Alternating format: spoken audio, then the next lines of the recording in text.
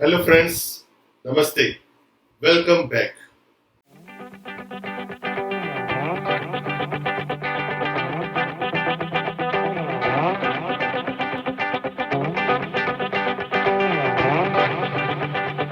Welcome once again.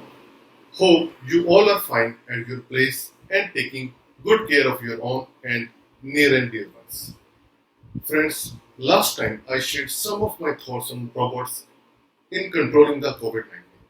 I am thankful it has received quite a few eyeballs and is liked by many. As per the suggestion received from many of you, today I will share little more about robots and more importantly how human is interacting with its own creation.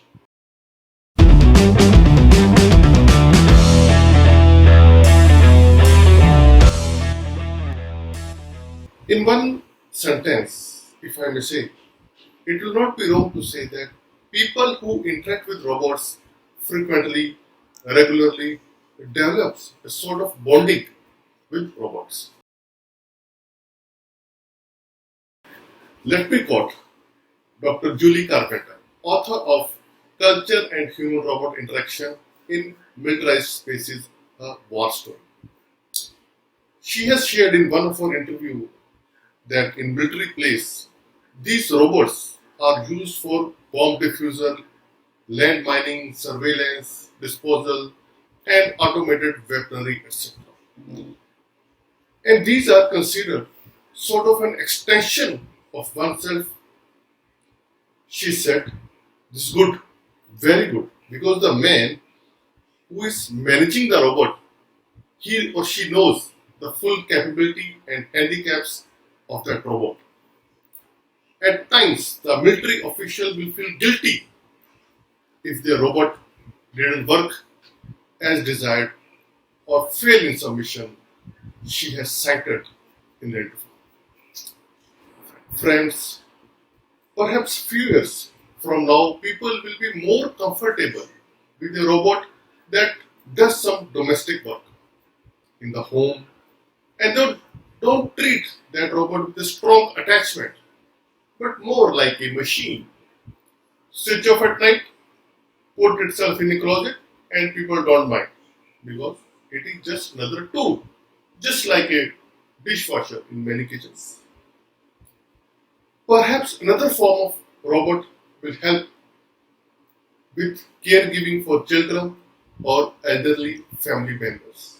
And then we have realized that human robot interaction is fine or even healthy, useful, and finally normal, very normal. However, in considering the increased use of robots, we have concerns.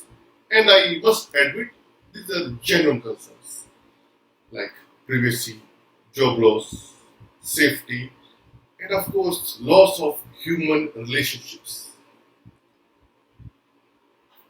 The first robot was a digitally operated programmable arm used in the car industry in the 50s, 1950, about 70 years back. Since then, industrial robots have mushroomed. They often operate inside safety cage and away from humans.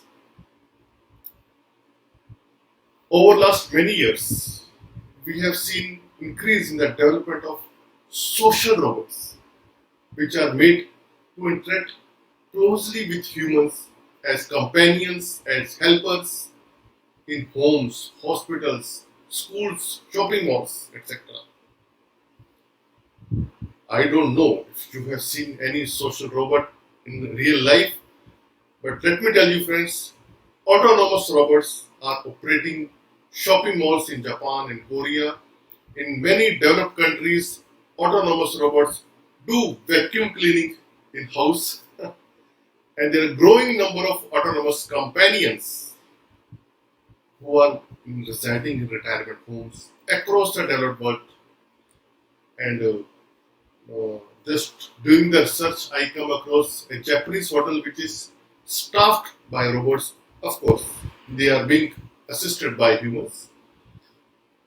Roboticists are naturally motivated to make useful robots and ones that will have commercial success.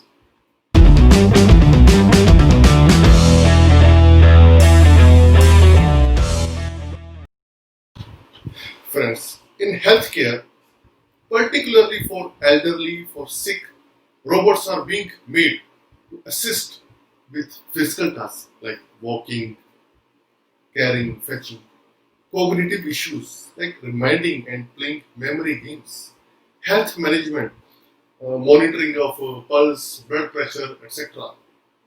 And of course, psychological issues like providing companionship or entertainment to these people.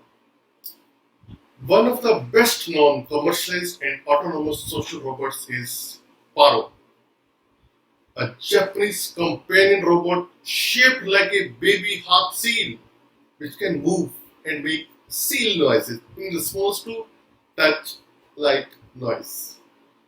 Friends, thousands of Paros have been sold across Europe, US, and of course in Asia, mainly for use in restaurants, for companionship, and for dementia care for therapy.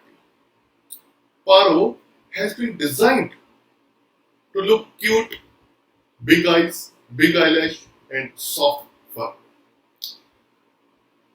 One of the reasons a baby seal was chosen rather than a more domesticated dog or cat is that it is relatively easy to meet people's expectations of its behavior. People like to cuddle, stroke, talk with Paro like they would do with a pet animal. Similarly, two more robots, Irobi and Kafiro, are used to remind people to take their medicine, take blood pressure measurement, pulse oximetry, and provide entertainment and cognitive stimulations. People reported that talking to robot and rubbing its head make them feel not so alone. If even if it is a house and they miss the robot if the robot is taken away. One of very important thing is that appearance of robot should match with the performance. People preferred a fluffy robot for companionship, but a more mechanical robot for reminding them to take their medicine. Friends, there are a few other types of robots like tele robots, educational robots,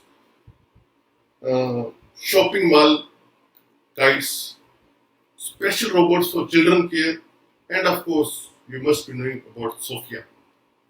She is the robot who has taken citizenship of Saudi Arabia.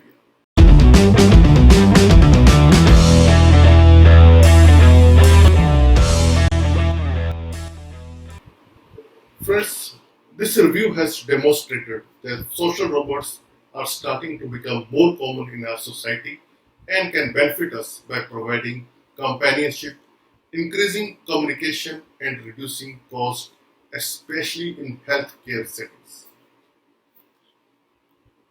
Engineers are attempting to make robots look and behave more and more like humans or animals. However, robots can make us uncomfortable, especially when their appearance is inconsistently human-like, and they may threaten some of people when their behavior violates the expectation. In the last, I would say, if we could create superior version of humans, how would we feel towards these beings, robots? If you like this video, please like, share, and subscribe. Thank you very much. Keep looking for this page for more information on robots. Till then, stay safe.